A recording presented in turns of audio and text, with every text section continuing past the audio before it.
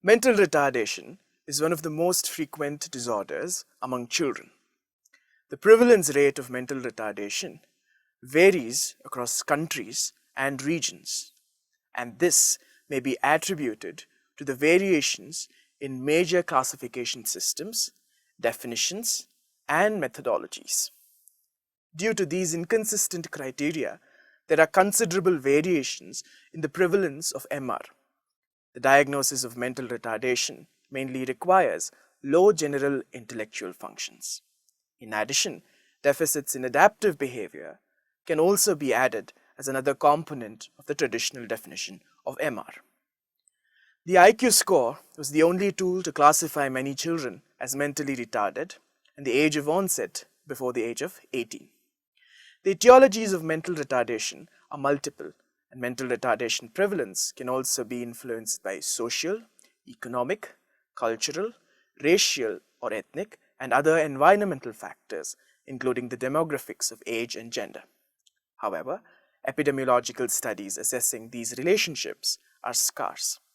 An association between different forms of MR and social class was first proposed by Lewis. There are many studies that have consistently found that the prevalence of MR was strongly associated with low socioeconomic status. In developing countries, the effect of MR on individuals and society has been understudied, and there are limited reports from these parts of the world, although it is likely to be more important. Due to inferior social conditions and limited occupational and educational opportunities, there are some differences in socioeconomic status between rural and urban areas.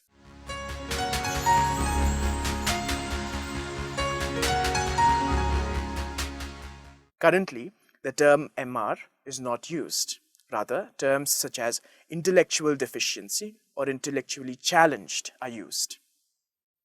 The American Psychiatric Association, or the APA, defines mental retardation as a significantly sub-average intellectual functioning accompanied by significant limitations in adaptive functioning in certain skill areas such as self-care, work, health, and safety.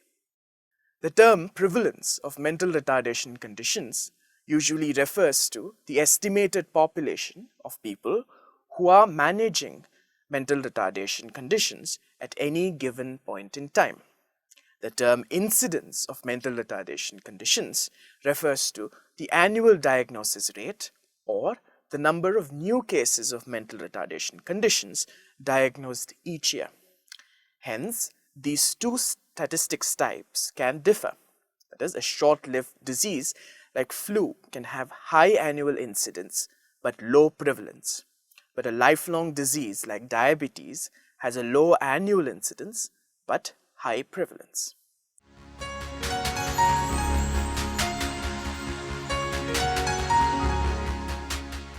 The prevalence of mental disorders has been studied around the world, providing estimates on how common mental disorders are. Different criteria or thresholds of severity have sometimes been used. National and international figures are typically estimated by large-scale surveys or self-reported symptoms up to the time of assessment. Sometimes a figure is calculated for the occurrence of disorder in the week, month, or year prior to assessment. There is a point or period prevalence, and sometimes the figure is for the person's lifetime prior to assessment, the so-called lifetime prevalence. Numerous large-scale surveys of prevalence of mental disorders in adults, in the general population, have been carried out since the 1980s based on self-reported symptoms assessed by standardized structured interviews, usually carried out over the phone. Mental disorders have been found to be common, with over a third of people in most countries reporting sufficient criteria to be diagnosed at some point in their life. The World Health Organization reported in 2001 that about 450 million people worldwide suffer from some form of mental disorder or brain condition, and that 1 in 4 people meet criteria at some point in their life.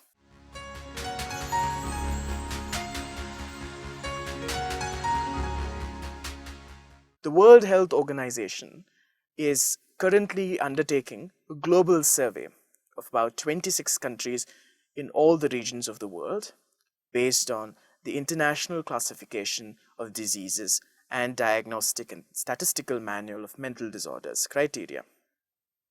The first published figures on the 14 country surveys completed to date indicate that of those disorders assessed, anxiety disorders are the most common in all but one country. Prevalence in the prior 12-month period of about 2.4% to 18.2%, and mood disorders are next most common in all but 2 countries, that is 12-month prevalence of about 0.8% to 9.6%, while substance use disorders range from 0.1 to 6.4%, and impulse control disorders of about 0 to 6.8% were consistently less prevalent. The United States, Colombia, the Netherlands, and Ukraine tended to have higher prevalence estimates across most classes of disorder, while Nigeria, China, and Italy were consistently low, and prevalence was lower in Asian countries in general. Cases of disorder were rated as mild, that is prevalence of 1.8 to 9.7%, moderate, prevalence of about 0.5 to 9.4%, and serious, the prevalence of 0.4 to 7.7%. The World Health Organization has published worldwide incidence and prevalence estimates of individual disorders. Obsessive compulsive disorder is 2 to 3 times as common in Latin America, Africa, and Europe as in Asia and Oceania. Schizophrenia appears to be most common in Japan, Oceania, and Southeastern Europe, and least common in Africa. Bipolar disorder and panic disorders have very similar rates around the world. However, these are widely believed to be underestimates due to poor diagnosis, especially in countries without affordable access to mental health care systems, and also low reporting rates, in part because of the predominant use of self-report data rather than semi-structured instruments such as the structured clinical interview for DSM-4, the SCID. Actual lifetime prevalence rates for mental disorders are estimated to be between 65% and 85%.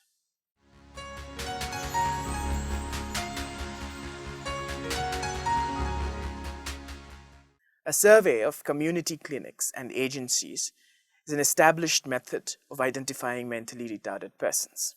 However, such surveys can only identify those persons who have come into contact with the organization in question. Unfortunately, many mentally retarded persons go unnoticed by agencies and clinics for a variety of reasons. Since most children in the community are filtered through the school system, the statisticians should have the numbers he or she needs to gain an accurate idea of the prevalence of mental retardation.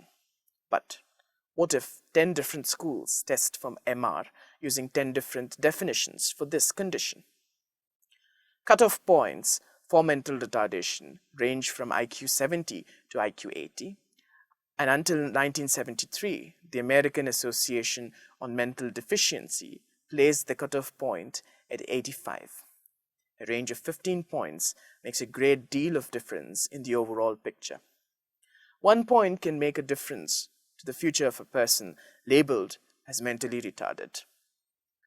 To further complicate matters, a variety of tests are typically employed to measure intelligence, and the IQ estimates that they produce may vary considerably. People with mental retardation are usually identified in one or more of the following ways. Identified as having mental retardation if the household respondent answers positively to a question asking whether anyone in the household had mental retardation. People are also identified as having mental retardation when mental retardation was indicated as the cause of age-specific general activity limitations. General activity limitations included limitations in play for children ages 5 and younger, limitations in school activities for children ages 5 to 17, limitations in work for adults ages 18 to 69, and overall limitations in activities for persons of all ages. People are identified as having mental retardation if mental retardation was identified as the primary cause of limitations in communication, getting along with others, activities of daily living, instrumental activities of daily living, and other functional limitations.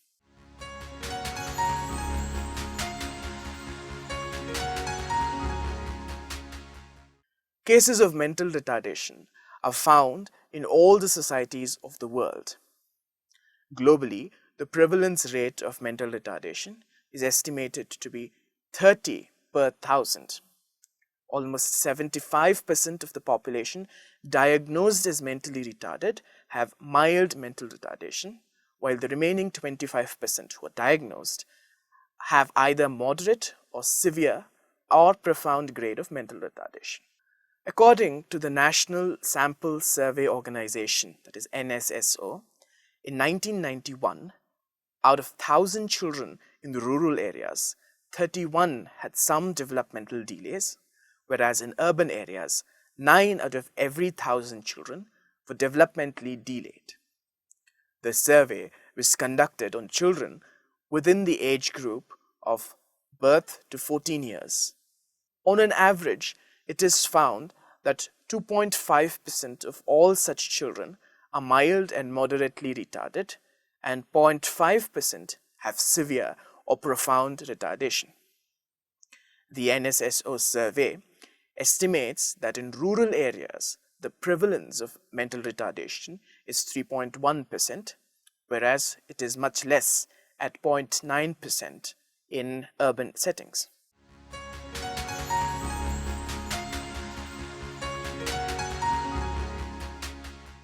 Most available data on the prevalence of mental retardation in the country is derived from the psychiatric morbidity surveys conducted by the mental health professionals in specific or circumscribed geographical areas or on target populations such as rural, urban, industrial population, and educational institutions.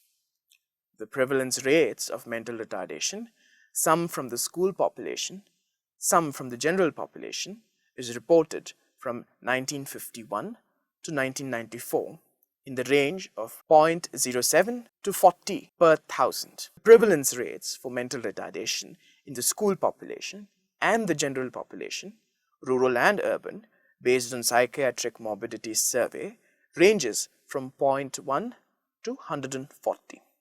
The sample selected has been a skewed one. The variation in these figures does not give a clear picture of the situation. The National Sample Survey Organization, NSSO, under the Department of Statistics, Government of India, conducts large-scale survey for socio-economic planning and policy formulation. The first large-scale attempt to collect information on the prevalence of developmental delays was made in the 47th round of survey by NSSO. Data obtained from various sources indicate that the prevalence rate of mental retardation is about 20 per thousand general population, while the prevalence of developmental delays is about 30 per 1,000 in the 14-year-old population. In rural areas, the incidence of mental retardation is 3.1%, and in urban it is 0.9%, like we discussed earlier. The NIMH mentions that 2% of the general population is mental retardation. 3/4 of them are with mild retardation, and 1/4 is with severe retardation. A door-to-door survey conducted in Tamil Nadu in districts of Kanchipuram, Ramanathapuram in 2001 and earlier in 1984 in Tiruchinappalli in a population of 50,000 indicates a prevalence of 1 per 1,000. Difficulties in collecting accurate prevalence rates, a large-scale population which is diverse in social, educational and economical as well as cultural background, limited number of specialities and lack of standard tools for assessment are the main difficulties. Those with mild mental retardation remain unidentified as they could be involved in a semi-skilled vocation and in a structured and restricted environment.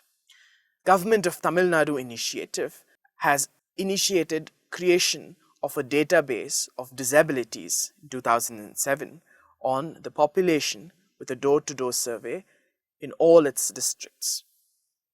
Standard formats have been developed to identify disabilities as listed in Persons with Disabilities Act and the National Trust Act. The survey is based on the etiology of each of the listed disabilities. All the district disability rehabilitation officers, village health workers, Anganwadi workers, the CBR workers, NGOs working in the field of disability, members of the National Cadet Corps, and retired veterans from the armed forces received the required training for the survey. In India, the incidence and magnitude of mental retardation needs to be looked into. Theoretically, the horizon of special education is often restricted only up to the age of 18 years for persons with disabilities. Schooling or attendance in a classroom alone is often considered education, even among the literate population of the nation.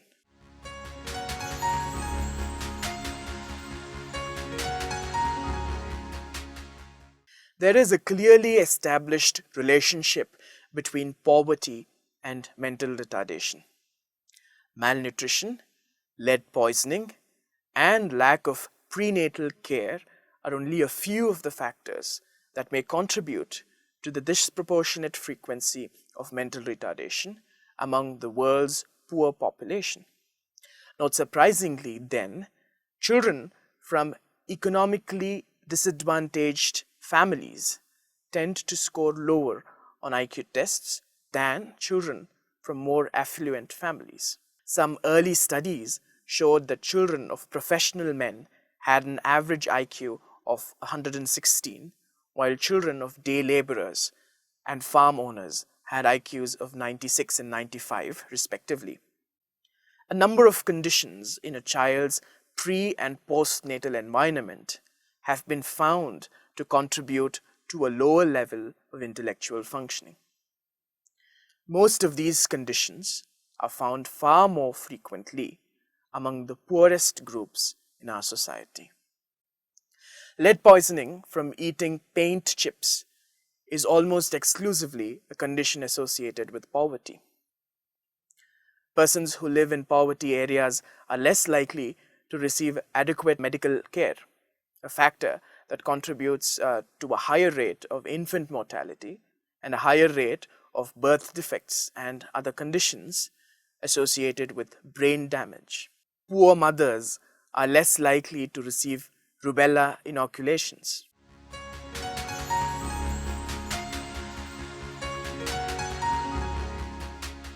Some professionals in the field of mental retardation feel that a major cause of impaired learning abilities among the poor is sensory deprivation. Poor children have fewer toys to play with and fewer objects of any kind to stimulate their imaginations and focus their attention on experiences outside of their environments. On the other hand, some experts feel that poor children may be overstimulated by crowded living conditions, so much so that they may learn to ignore stimuli that may contribute to their development. Preschool years are vital, formative years for a child. Ordinarily, advantaged children receive a great deal of attention during this time. Mothers talk to their children and read them stories. Children explore their environments, ask questions, and get answers.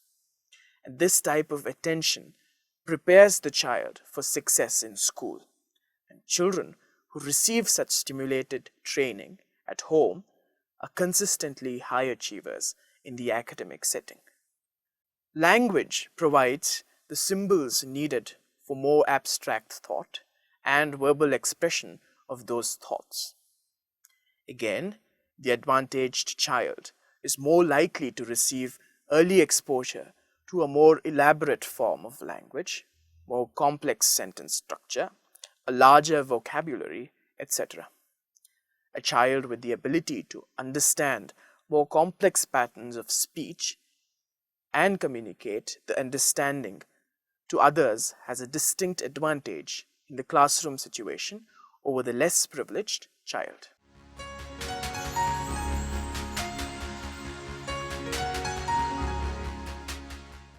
Contemporary studies show a higher prevalence of mental retardation than studies at the turn of the century.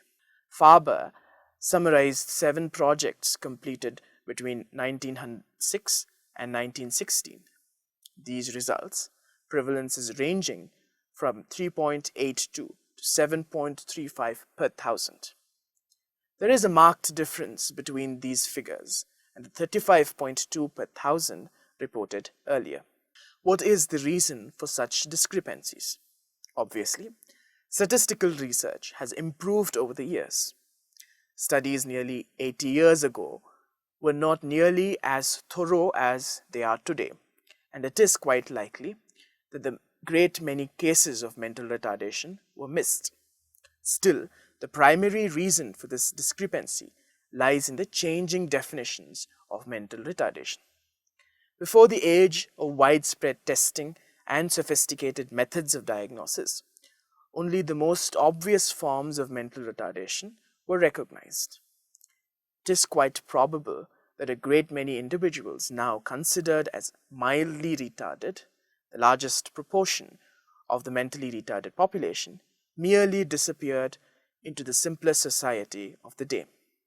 It is becoming increasingly difficult to cope with the demands of daily living. Moreover, it is no longer quite so easy to go unnoticed in the community. This is the age of statisticians. We have become a world of counters and labelers. We like to know who everyone is and where they are. While this trend has obvious drawbacks, it does mean that those people who need help are now more likely to get it. Thus, an ever-increasing number of mildly retarded individuals have become a part of the count. However, nearly all trends reverse themselves, and it is likely that this one will be no exception. There is growing opposition to schools labeling people as mentally retarded. In the future, it is possible that the term mental retardation will be reserved for only the most severely disabled people.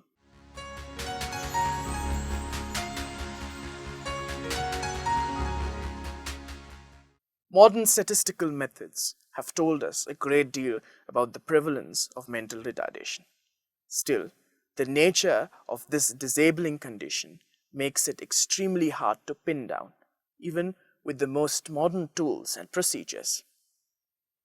Unlike blindness and obvious birth defects, in most cases, mental retardation is an almost invisible disability. A great many mildly retarded persons, simply grow up, blend into the general population, and disappear forever from the statistician's reach. To compound the problem, professionals do not always agree on the definition of mental retardation. Thus, even under controlled, ideal testing conditions, prevalence figures from one researcher may differ significantly from those of his or her colleagues. Research on prevalence clearly illustrates many of the problems concerning a current conception of mental retardation. The difficulties in identifying mentally retarded persons make it nearly impossible to arrive at totally accurate figures. Moreover, professionals in the field don't always agree on the definition of retardation, a factor that makes it difficult to arrive at universally acceptable figures on prevalence. There is little disagreement on the criteria for defining moderate, severe, and profound mental retardation. However, authorities are not always in agreement on how to define the largest proportion of the mentally retarded population, those generally termed as mildly retarded. Society itself seems to have difficulty with this distinction. For example, some children have enough problems with school subjects to be labeled as mentally retarded by the school system itself. However, when these children go home at the end of the day or leave school permanently, they could function relatively well in the society.